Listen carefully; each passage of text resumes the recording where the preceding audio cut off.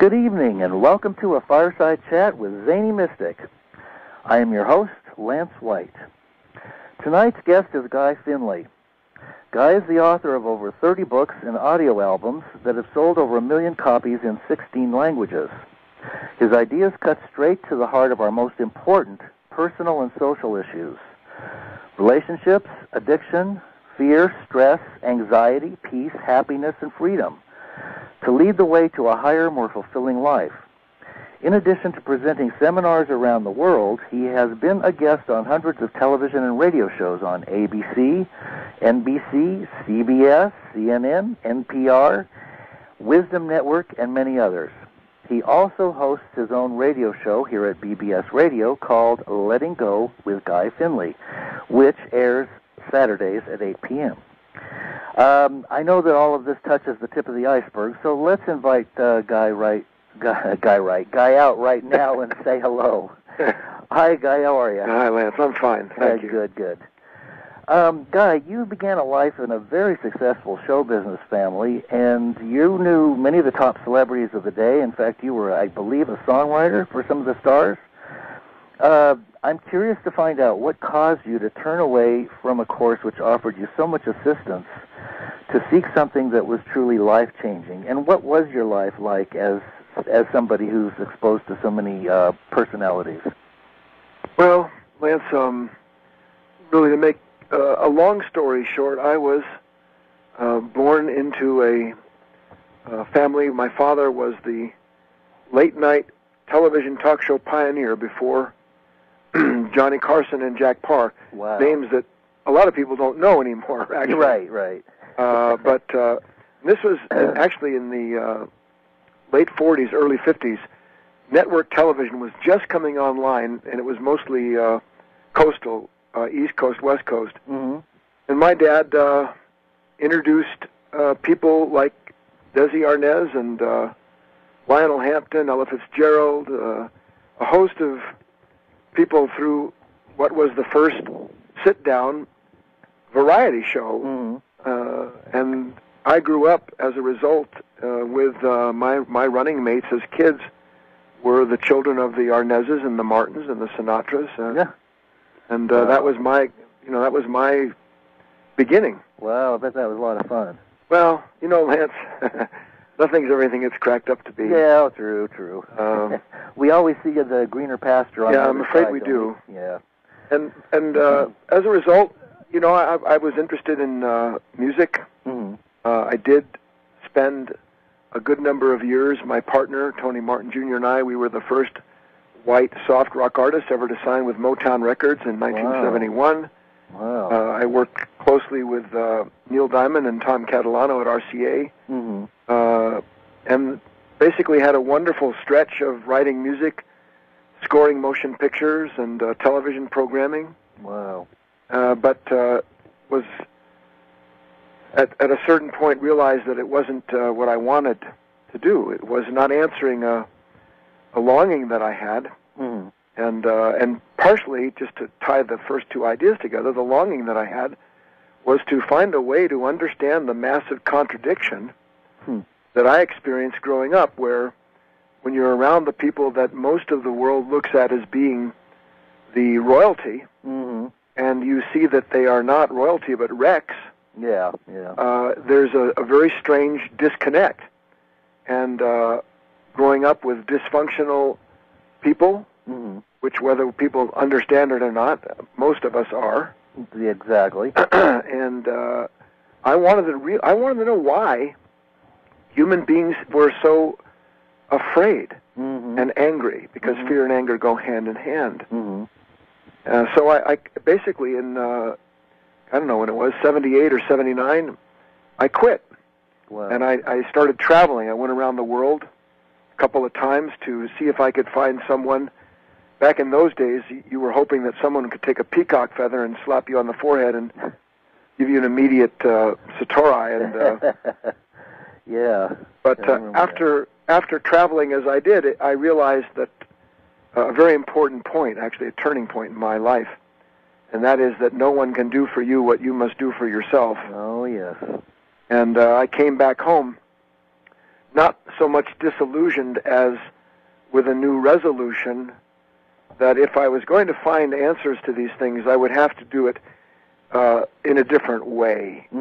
There was no one out there that was going to, whose foot I could dust with my forehead, or who could slap me and give me some kind of Shakti and change me. Yeah.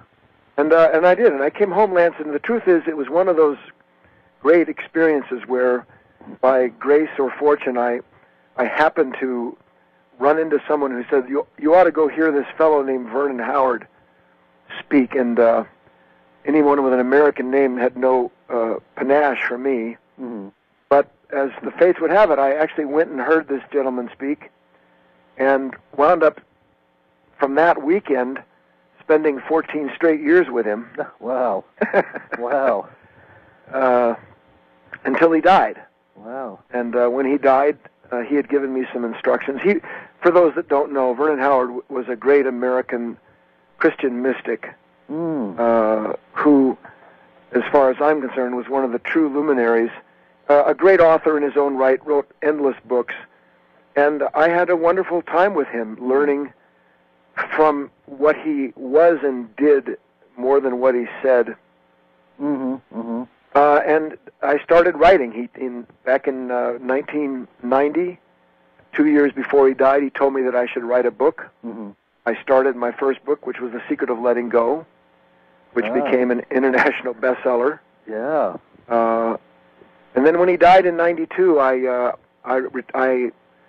resigned. I was the co-director of his foundation and moved up to Southern Oregon, where I kind of hid out for a year or two, working on other books. Then I began speaking up here, and then little by little over the last, whatever it is, 15 years, I've been writing and talking, and the foundation, Life of Learning, has grown into actually a world organization. And that's it. We're done. Well, it was nice talking to you. Thanks, Lance. Have a good life. Now, the foundation that you just mentioned, what was that founded to accomplish, and what does it do throughout the world? Life of Learning is a genuine nonprofit organization established basically to disseminate the works that I do in the most inexpensive way possible globally. We have a newsletter, for instance, that goes out to 142 countries that's free. We send about 4 million, I don't know how many it is now. We send an innumerable number of emails every month to these individuals who've subscribed to this newsletter. It's free.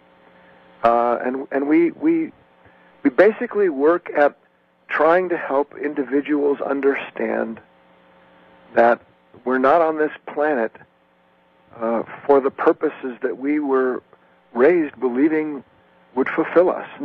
Absolutely. And that's basically it, Lance. It's just an ongoing work to help individuals begin to understand a different purpose for being. I see people everywhere feeling disempowered in all things, relationships and careers and abundance and everything. And then a lot of self-deprecation and, lack of self-esteem. It seems to create a kind of victim mentality. How does your work approach empowering the individual? Well, from a very different angle, Lance, than what would be considered popular or mainstream. Okay. To begin with, we are brought into a world in which, whether we see it or not, our mindset is such that we're taught that part of the way in which we fulfill ourselves is through the acquisition of certain powers. Power to be respected, power to have lots of possessions, power to win approval, be an authority. And what I try to help people understand is that the real issue here that continues to make us a victim wherever we are is the pursuit of power. And that the discovery, if we're willing to go through it, isn't how to become more powerful human beings, but to awaken to what it is within our own consciousness that is rendering us powerless moment to moment. And that's quite a difference, because on one path, the common path, the one that has depleted the planet and basically turned individuals into power-seeking sycophants, right, is this idea of discovering my person through possession. Yeah. And what I'm trying to help people understand is that the reason that we set out to acquire these powers and gain these possessions is because there's something in us that naturally wants to know what love is, what peace is, what contentment is, and that these qualities, peace, love, contentment, compassion, that they are not things that we can grant ourselves. They are not a form of an abundance won through acquisition, but are a natural outgrowth of learning to be a true participant in life. So if I was going to qualify the difference, what I speak about is not the path of possession, but rather how we can begin to participate within ourselves in a life that is already complete. So that's the main, the divergence, the path less traveled isn't trying to find a way to manifest abundance, to be wealthy, but rather to recognize that what we have within us does not need the kind of things that we are conditioned to believe we require in order to feel complete. Because, Lance, look, when we start out looking for a way to complete ourselves, whether we see it or not, we empower the feeling of being incomplete. It's one of the things that's hard to understand, but no one who sets out, for instance, looking for strength recognizes that it's weakness that looks for strength. Strength doesn't look for right. Yeah, that's absolutely right. When we look for love, it isn't love that looks for love. Right. It's a feeling of being lonely and incomplete. Yep. So when we set out from the wrong ground, from the wrong understanding, we empower these states within ourselves that make us victims regardless of what we win for following them. That's right. Well, it seems like there's an awful lot of messages out there that teach us that we are incomplete, and that without this this new car or this new house or this new boyfriend or girlfriend, that we will never be happy. Yeah. And that how do we go about? I guess we can only change that on an individual basis. Does that resonate with you? Oh yeah. The thing is that it isn't that we don't have abundant evidence in our own lives of the futility of our present path. Planet's coming unglued. Oh, yeah. And it's not coming unglued because of them.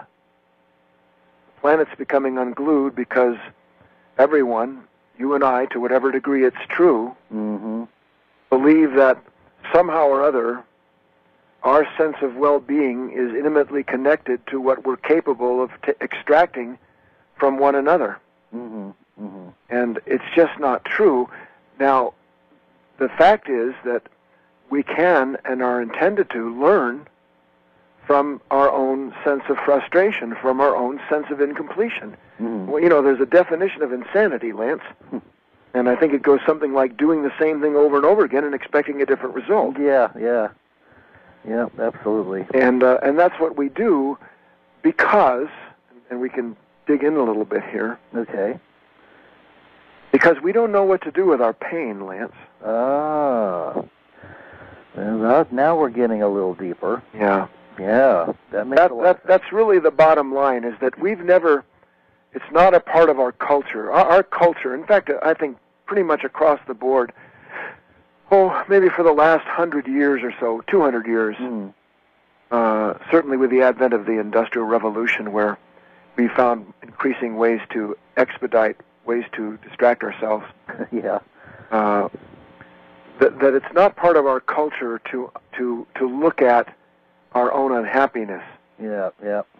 So the answer for this chronic negativity is to find ways to avoid it. Mm-hmm. Mm-hmm. And the more we avoid our loneliness, our fears, our worries, the more we avoid our resentments, the regrets over our past, all of the things that haunt most of us, Mm-hmm. the more we become the victim of a nature that promises us that the relief we're seeking is just around the corner, Mm-hmm. regardless of what we call that corner. Mm-hmm. For some of us, it may be a bottle. For others, it may be becoming president of the United States. Yeah, right. Good point. And in the end, they amount to the same, Yep. because nothing changes for the individual other than the way in which that he or she is able to avoid meeting what is essential Mm-hmm. Mm-hmm. for us to meet within ourselves. Well, we live in a country that's riddled with denial, wouldn't you say? Yeah, that's the operative word. Yeah. And what I'm interested in doing, and what I try to help people see, is that the root of this unhappiness is in an unseen and consistent resistance that we have to life. Mm-hmm.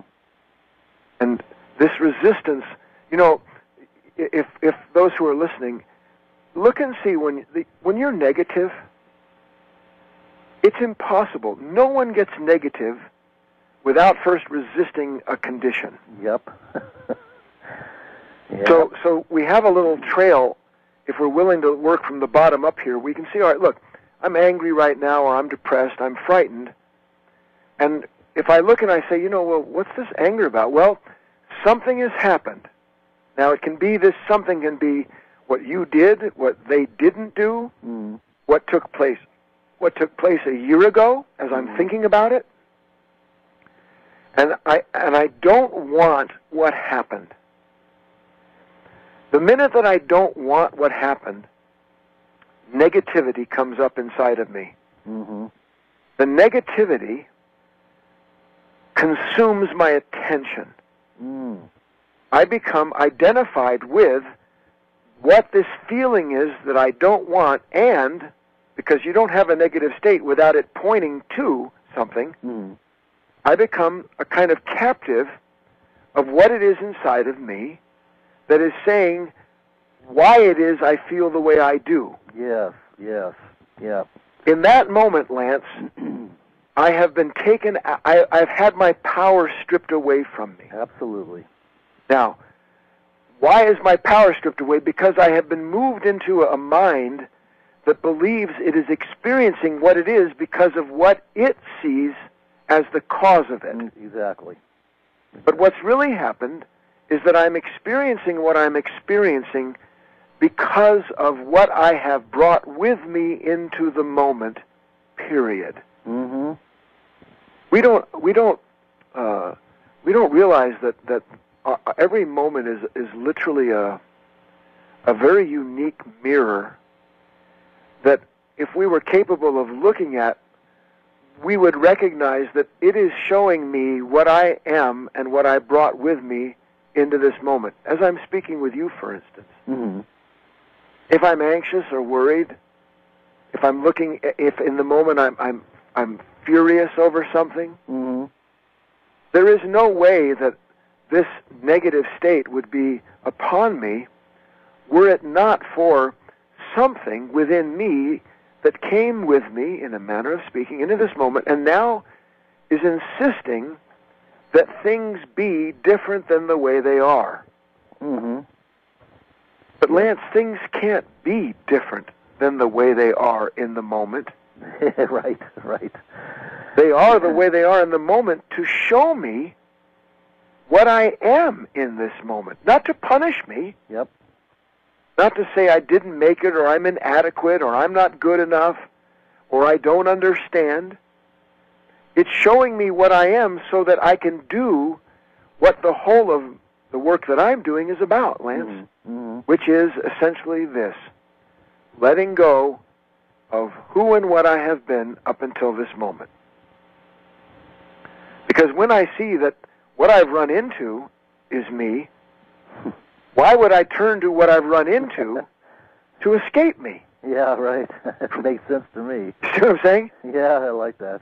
And so here I am. I run into, and look, You know, today I was thinking about, I'm a little bit of I like golf, Lance. Okay. So when I can, I go out and I play. I'm not very good. I love the attention and the sport of it. Mm-hmm. But I've come over the 7 years that I've been playing to appreciate something. It doesn't make it any less painful when I make bad shots. Mm-hmm. But I'm in training, Lance. And if you're in training, who's there to punish you other than something inside of you that believes you're greater than what you just did? Right, right. Well, none of us are greater than what we are in the moment. Mm-hmm. Greatness lies within seeing that. Mm-hmm. Mm-hmm. Because if I see in this moment I am not, and the reason I'm suffering over the moment, whether it's a golf swing or a miscalculated statement in an interview, an emotional rage or a fear that takes you over and makes you compromise yourself, you take a drink, you do a drug, whatever it may be, then in moments like that, there is something in us that we presently listen to and are identified with that would have us believe we're not supposed to be what we are in the moment. Mm. And I'm saying that we are what we are in the moment, and that seeing that what we are is what we are in the moment is a gift. Yeah. When we recognize that the reason we're being shown what we're being shown is so that we can let go of being identified with this self that believes it's superior to what it is experiencing. Wow. You see it? Oh, yeah. That really cuts right to the quick. See, and the beauty of that is in a moment like that, Lance, we fulfill really the purpose of life because I die in a way. Mm-hmm. I give myself up. Mm-hmm. So that something new can be given to me that I can't give to myself. Right. That's always been there, that's right in front of you. Exactly. It's there, but I can't see it because I'm too busy looking at what I don't want and figuring out how to escape it from the nature that doesn't want it telling me what to do, which it can't know. Yeah, very good. Wow. No wonder your books are so popular. Well, I think it's, look, man. Good stuff. The thing is, Lance, we all want to pretend that we don't suffer. I don't care who we are. Mm. And the fact of the matter is that suffering is understood properly, is not a punishment, but a door through which perfection presents itself if we'll do it consciously. Mm-hmm.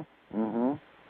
So if I'm sitting and hating myself for what I couldn't do, or what my brother got that I didn't, or that I'm unable to speak my mind and heart clearly in a moment of challenge, then in moments like that, the answer isn't to resist what I am. Mm-hmm. It's to willingly embrace seeing that in the moment, what I am has come to the end of what it is capable of being. Wow. Not the end of it. Right. Just the end of its present capacity. Right.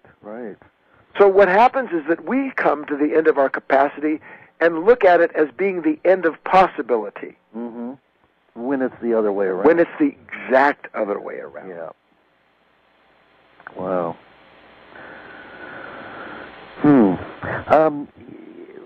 Speaking about victim mentality, do you believe that one person can and does change the world regardless of status, wealth, creed, and color?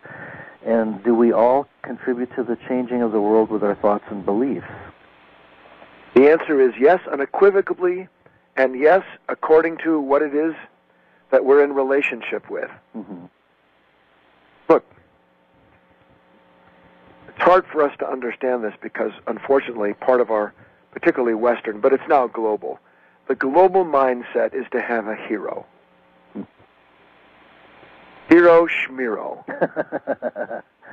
That isn't to say that there aren't individuals who, through suffering, through sacrifice, haven't become a different order of human being and are worthy of admiration, not emulation.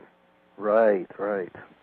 The difference between admiration and imitation is that when we admire a true human being, whether it's the gas station attendant who goes out of his way on a cold day to do a little more work than is called for, or an individual that's helped us recognize that we can transcend ourselves. But in moments like that, what we're looking at is someone who has done what you and I were just talking about. They have recognized that who and what they are is meant to be transcended, and that when that individual makes the willing sacrifice that's necessary to transcend themselves, they change everything, because there is no separate self the way we envision it. Would you agree with me, Lance, that, and this was in, I'm not sure what book this was in, it was one of my maybe it was Let Go and Live in the Now, but it doesn't matter. Would you agree with me that light, wherever you are, I'm sitting here in my little home here on top of a mountain in southern Oregon, I've got the light on, it's dark. Light here is the same as light anywhere in the universe. Yes or no? Yes. Light is light. In fact, to be entirely accurate, the new physics says that the light here is the light anywhere else. Oh, yeah, right. Right? Yeah, that's all right. Entanglement. Now, darkness anywhere in the world, whether it's darkness in the corner where a bug is here, behind my library, yeah, or the darkness of what I have yet to understand about myself. Darkness anywhere is the same as darkness everywhere. Okay. One light, one darkness, the same everywhere. Now, if, because a man or a woman one day looks out and they find themselves getting ready to go take a drug or take a drink or, put another 4 hours in at the office because they don't want to go home and be by themselves, and right in the middle of getting ready to repeat some negative, self-compromising behavior, they recognize that they've been doing that for millennia, and that they can't do it anymore, not because they don't want to, but because they recognize it doesn't work. Right. And in that moment, for the first time in that person's life, the pressing darkness that was providing the solution, that was really the perpetuation of their suffering, is seen for what it is, and that is something that cannot change anything, but that merely increases and keeps in place the conflict. That person then begins to do what? They say, I will not, in spite of how bad I feel right now, I will not take part in this. I'm going to be aware of this darkness instead of its instrument. In that moment, that person brings a kind of light into that darkness. Yep, absolutely. In that moment, because it is a law that any darkness touched by light, whether it is physical or supramental, becomes another order, that means that the darkness there is changed, which means the darkness everywhere is changed. Which means that any individual working on himself or herself to become a different order of human being. Now, I'm not talking about someone fantasizing, some kind of spiritual, I'm a light dancing on a lake, isn't this beautiful? Right. I mean a person who realizes they don't need to go buy something in spite of the fact they can afford it. I'm talking about someone who realizes that going and saying and having the last word in an argument doesn't change anything, but keeps in place the self that believes it has to win. Right. Whatever that case may be, where a person recognizes that something feels real, but the why behind is a lie, and they can no longer be a participant in that moment, they change the universe, Lance. Wow. So it doesn't matter whether the person's, which is why I think Christ always said, look, when you pray, he said, you do it in secret. Don't be like the hypocrites who do it so that others see them and think well of them because they have their reward. Right. But instead, your Father that sees you in secret, he rewards you. This is what we're talking about. Where because I'm no longer willing to be anxious, instead of rushing, I sit and I allow the anxiety in me to do what it will do, and I won't be a part of it, and I suffer it until I see it's a lie. Mm-hmm. This is what I said when I meant when we said we don't know what to do with our pain. Mm-hmm. We've been completely hoodwinked into believing that the only thing there is to do with negative states is to compromise ourselves, surrender to what they tell us to be and do so that they'll go away. Mm-hmm. Well, you can't appease fear. No. You can make it disappear by drinking it or drugging it or eating it or sleeping it or doing whatever you want to do, but the nature that produces it doesn't change until we recognize that we can no longer be a part of its life. Mm-hmm. Then we meet it, which is meeting a part of ourselves, Lance. Mm-hmm. Not a bad part, just a part that we don't see. It gets me kind of, I get excited when certain ideas, come up. Mm-hmm. One of them, Lance, is that I think the most exciting thing in the world is that we're meant to be introduced to and bring the light of awareness into what we don't know about ourselves. Mm-hmm. And what we don't know about ourselves, Lance, first of all, is infinite. But mostly what we don't know about ourselves are the parts of ourselves that we're afraid of. Oh, yeah, yeah. And so as long as we live in fear of any part of ourselves, then we'll resist anything that brings that up in us, which means it isn't we choosing in that moment, but rather it's a default mechanism Mm-hmm. denying the possibility that we have to change not only ourselves but the world that we live in by meeting ourselves properly. Mm-hmm.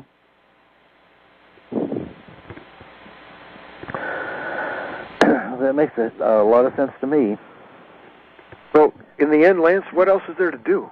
Yeah, exactly. I mean, Well, we've been doing the same old thing for 4.5 billion years. I mean, how long can we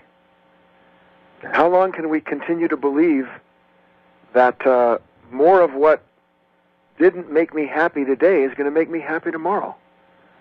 And then when there's not more, there's better, and then there's different. Which is why the planet is staggering. It is. Yeah. It is.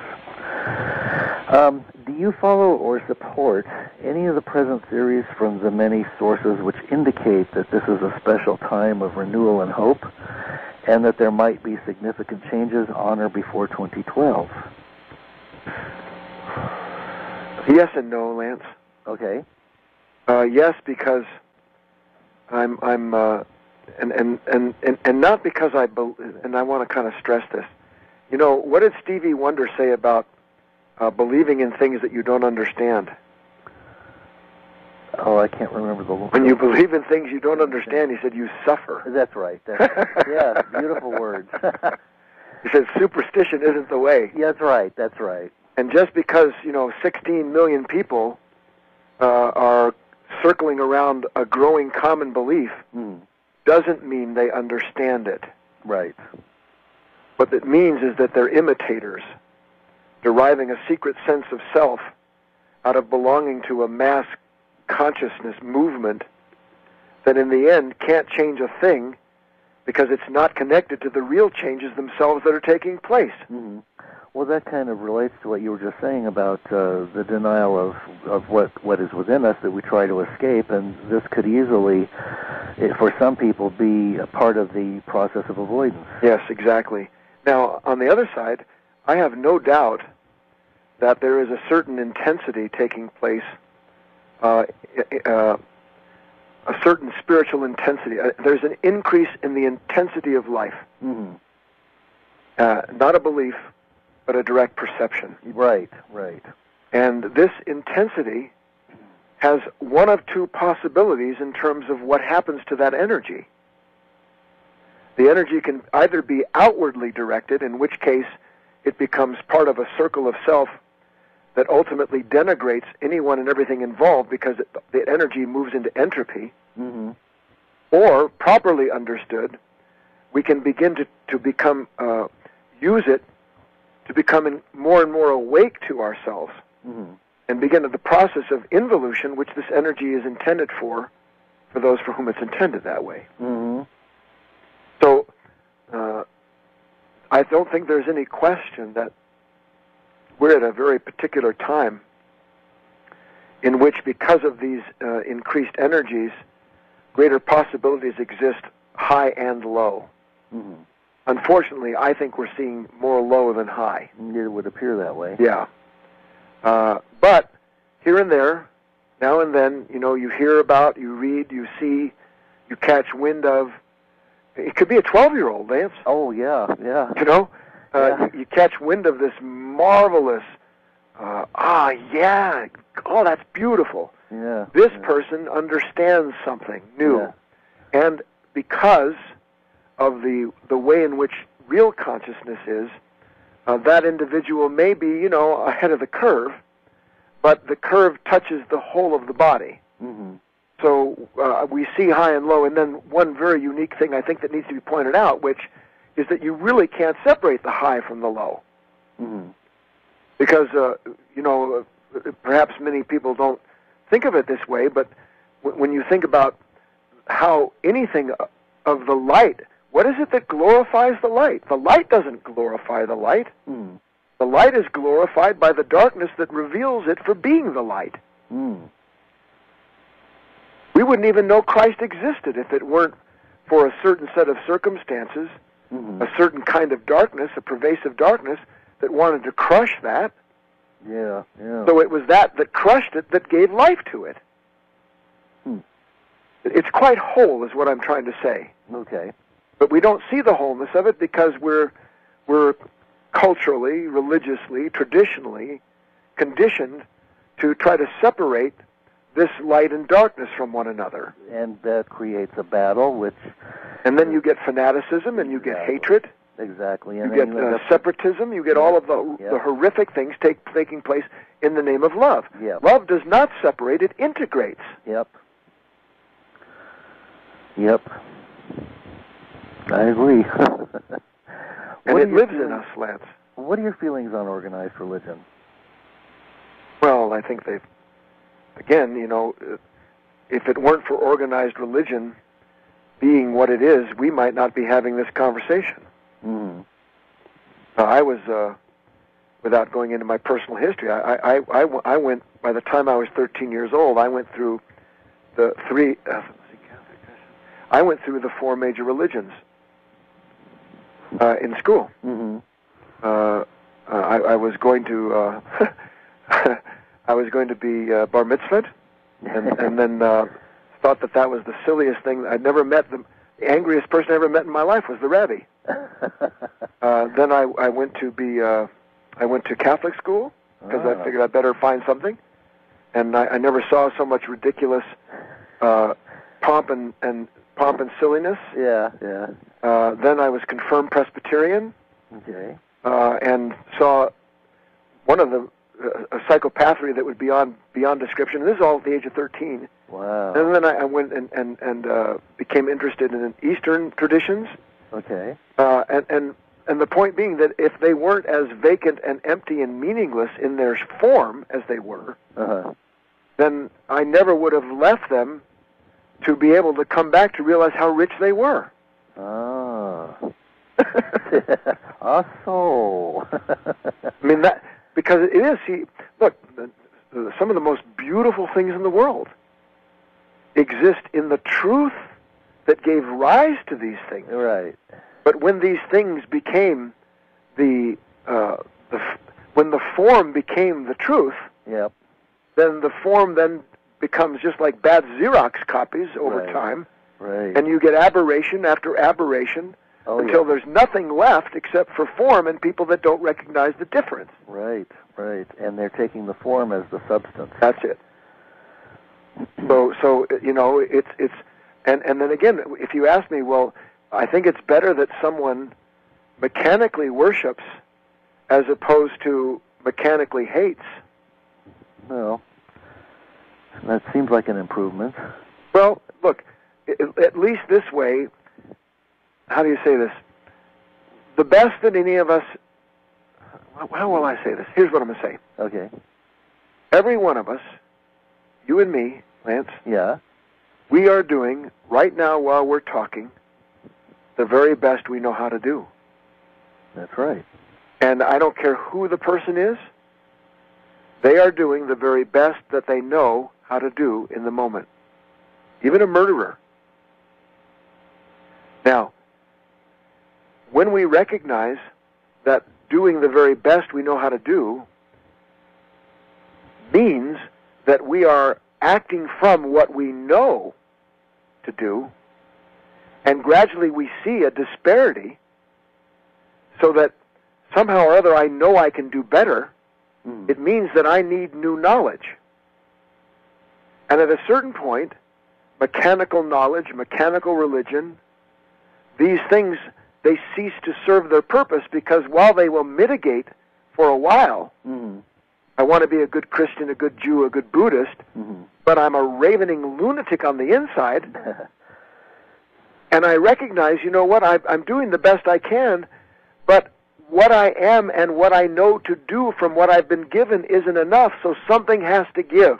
And it's at that point where something has to give that the person steps up, because now they're living from a new understanding, one that they couldn't give themselves from past knowledge, but rather one that they've discovered on their own that wasn't an addition process, but a subtraction process. See? Yeah, very good. Very good. Then the person begins the real path, which ultimately is always purification. Yes. And what is purification in the end, if not integration? When all of the dross is removed, and what's the dross? My past, who I am, what I take myself to be. Knowledge, religious or otherwise. But it has its place. And wouldn't that include lying and manipulating and all of that stuff? Well, why do any of us lie or manipulate, other than, at the root of it, fear of the loss of something that we think is valuable to our identity? Right. And so when I finally recognize that the solution isn't protecting my identity, but rather uncovering something in me that believes I'm no good without what I imagine myself to be, then suddenly I'm on a completely different road. Yes. Then I see lying and manipulation and ambition and all the things that have colored my life, not as being protectorants, but as being imprisoning factors. Absolutely. And by releasing those and allowing them to go as you see them clearly, it completely alters where you're coming from, which is changes from being driven by beliefs and old paradigms to being in the moment. Yes, precisely. What I call the participation model. Go ahead. Isn't it amazing how the universe unfolds its magic carpet when we're in the present? Well, I never cease to marvel. I like to help people to see that somehow or other, Lance, you are the very center of the universe, and I am too. And everyone listening to us. Right. Because if we look at our lives, everything unfolds. This is right back to where we started, which is good. Good. Everything unfolds as it does. I say that lessons ride in on the back of events. And that lessons come to us for one reason, which is to teach us the truth behind those lessons. And the truth behind those lessons is to reveal to us that there is, if you will, a kind of curriculum, the purpose of which is to integrate us so that we become whole, loving, compassionate human beings that won't hurt ourselves and others. So if all of that is brought by a lesson, and I refuse the lesson, then I'm actually walking away from the possibility of recognizing that the universe was created just for me.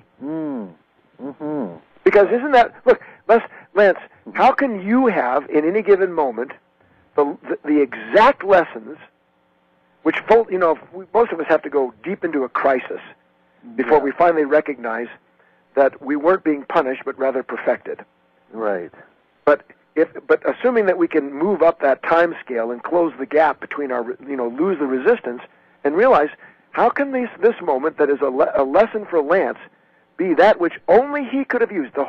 Everything that took place, every event leading up to now, brought this energy to Lance, but somehow it brought the same thing to me. Now that's pretty darn miraculous, isn't it? Yeah, it is. It is. In your various program and working with others, do you encourage helping others and thinking about others, or do you also work with any kind of spiritual disciplines or techniques? Lance, everything that I talk about, I can kind of summarize. Okay. Before you give someone something to eat off of your plate, taste it yourself. So that a lot better than being tolerant or being kind to somebody is uncovering intolerance and unkindness in myself. Yeah. And recognizing that I can pretend until the cows come home not to be that. Yeah. And not only do I not change, but I perpetuate the myth that appearance is valuable. Yeah, very good.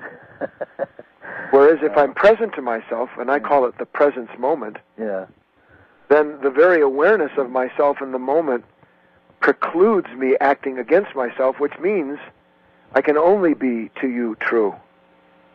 So I don't want to try to be true. I want to be true to myself, and then all else follows. Yep. So that's the number one thing, Lance. Wake up. Be present to yourself. Because if we are aware of ourselves, then even when we compromise ourselves, I don't know if we have time to get into it, but when the story of Peter in the New Testament? You could go ahead and share that if you want. Well, basically, and for people that don't know, this is not a religious fantasy. This was a spiritual parable where Christ told Peter, saying, I love you, I love you, I love you. You're the greatest thing in the world, Jesus. And Christ looks at him and he says, Peter, before the cock crows 3 times, you're going to deny me. You're going to deny me 3 times before the cock crows. Peter says, impossible. This is after they were coming after Christ, And Peter says, not a chance. And of course, Peter denies Christ 3 times. Somebody says to him, Are you with that guy? He says, no, I don't even know him. Oh, yeah. Yeah. Now, Peter really believed that the love that he had was real love.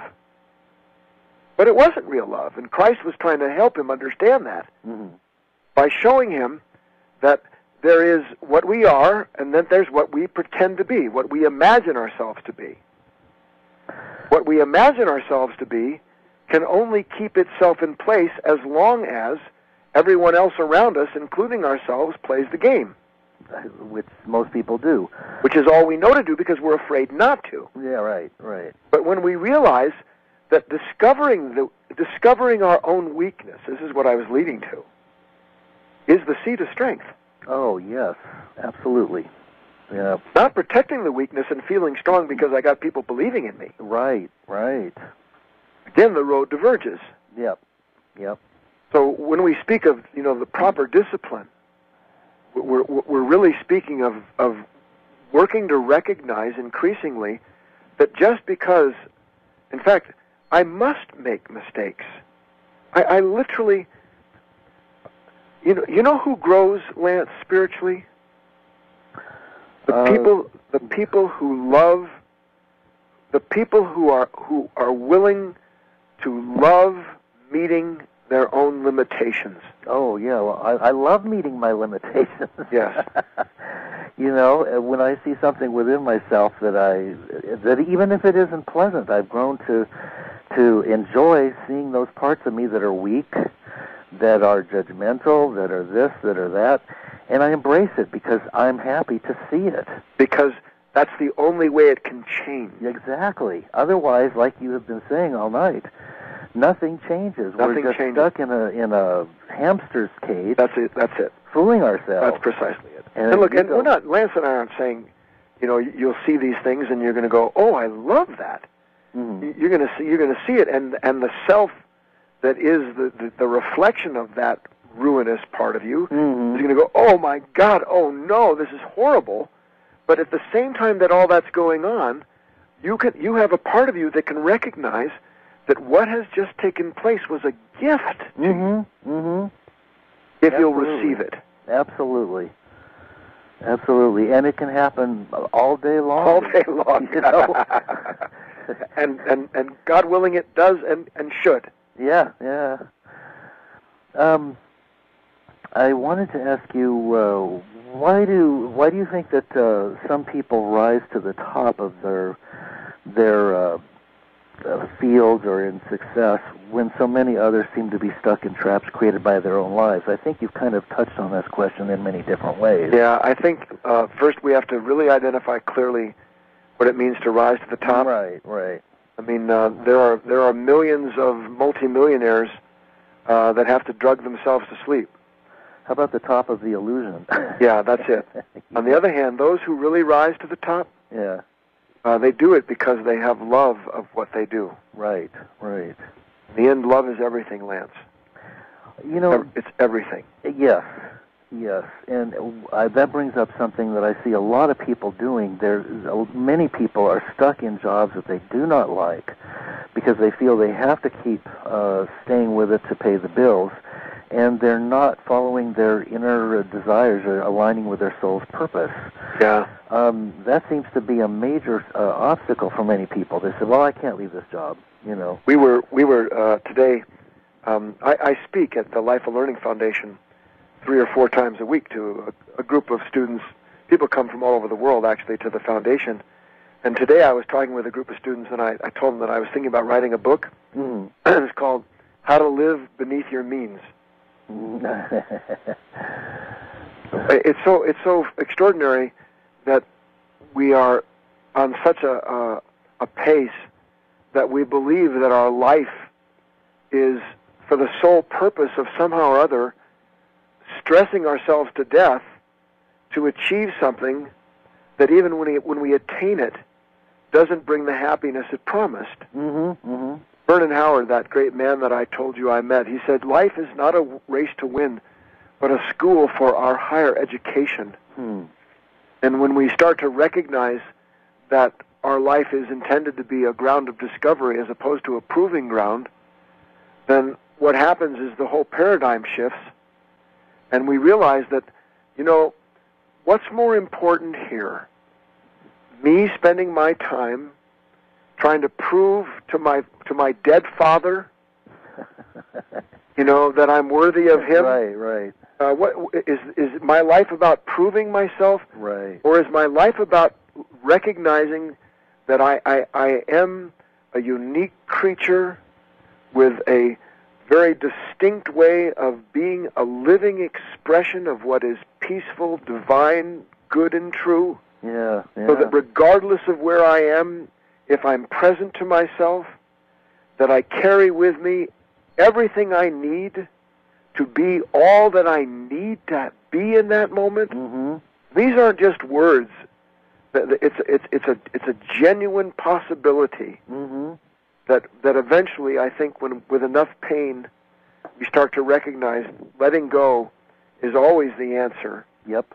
And we start, and then we become interested, and our ears open up, and instead of being, you know, easily deceived by the pack of liars out there that promise you that abundance means that you're supposed to have, you know, 3 cars and a multi-million-dollar home, and that, you know, seek and you'll find all the solutions to your suffering through possessions. Mm-hmm. That's abject nonsense. It's actually blasphemous. Yeah. To believe that who and what we are is on this planet for the purpose of having the most toys. Yes, I agree. You know, but not to say that there's anything wrong with possession, but possession must be in the right order in our lives. Mm-hmm. And the proper order is first conscious participation, and then allowing what we participate to give us what it does, because if we're really consciously participating, we already have a contentment that's eternal, that can't be taken from us. Exactly, and it's independent of any of the external. Yes. Well, you know, this has been a wonderful hour, and it's almost through. I could have talked to you for another couple of hours. It's just amazing to talk to. Would you tell us a little bit about what are your most popular books, and how can the listeners find you and your materials? Thank you, Lance. Well, first, GuyFinley.org. GuyFinley, GuyFinley.org. Go there. Lance, on my website is a person can spend, and I'm not exaggerating, 6 months, 6 hours a day, and not expire all the free material there. Wonderful. There's a search engine that anything you want. There's MP3s, video clips, just an endless array. You can sign up for this free newsletter. That's very helpful because once a week we send out a short idea that helps us remember what it is that we're meant to be doing on this planet. In my bookstore, Lance, honest to God, we sell everything we ship in the United States. I think is either shipped free or maximum $1.99. Everything's inexpensive. My books, The Secret of Letting Go, is a great book to start with. A brand new one just out is 365 Days to Let Go, which is a kind of meditative journal that looks into how we can participate in this broader movement of life that we see, uncovering the seasons within us. Let Go and Live in the Now. Brand new audio album called 7 Powers. A wonderful audio album just before that called The Genesis of Love. So if you're interested in what we're talking about, go and find something. There's information on all the product that resonates with you. Wow. And take a shot. And if you don't like it, return it. And we return everything, no matter how long a person's had it. If they don't like it, we return it. So that's it. Wow. GuyFinley.org, Finley. Well, that's wonderful. From what you've shared with us tonight, I can see that this is definitely an area that will empower people and open their lives and give us something substantial to open up to what's real within and to let go of the parts that are not. And you know what else, Lance? I speak 3 times a week, 3 or 4 times here. It's a $3 donation at the door. No one is ever turned away if they don't have the money. So and once every year during the summer solstice, there's annual talks in the Pines where people come from all over the world. All that's at GuyFinley.org. Learn about it. Come visit us. Share in the work that we're talking about. And Lance, happy to be back with you anytime you want. I enjoyed our conversation. Oh, I'd love to have you back. Like I said, it's like meeting an old friend. I mean, you're one of the few people that actually says something that really moves me greatly and that I agree with. We are friends, Lance, even though we don't know each other. And don't forget, you have a show coming on tonight, don't you, at 8 o'clock? I don't know. Well, I do. Okay. And right after my show, it's on Channel 3, though, I think. It's on Channel 1. Thank you for the plug. I wouldn't have said anything. So if you haven't gotten enough of Guy tonight, and he's just barely touched on the tip of some wonderful, deep, profound concepts, then he'll be on right after this show at, I think it's PBS Channel 3.